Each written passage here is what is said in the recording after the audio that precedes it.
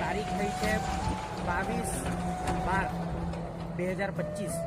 તો આજે આપણે પાછા હિંદલા ગામની અંદર આવેલા છે, જે તમને કાનવીનો પ્લોટ, જેની કાનવી ભીંડાની શરૂઆત અહીંયાથી થયેલી તે તમે જોઈ શકો છો।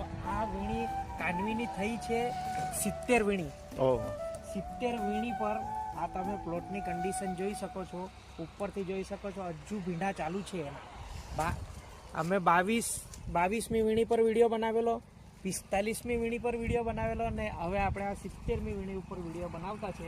આ તમે છોડની કન્ડિશન જોઈ શકો છો। આટલા જ વિસ્તારની અંદર નિલેશભાઈ, ખેડૂતનું નામ છે નિલેશભાઈ હિંદલા, ત્યાં રોડની જસ્ટ બાજુમાં તમે આ કાનવીનો પ્લોટ જોઈ શકો છો। કાનવીનું બોર્ડ બી મારેલું છે અહીંયા। તો આ 70મી વીણી ઉપર હજી બી છોડ અડીખમ।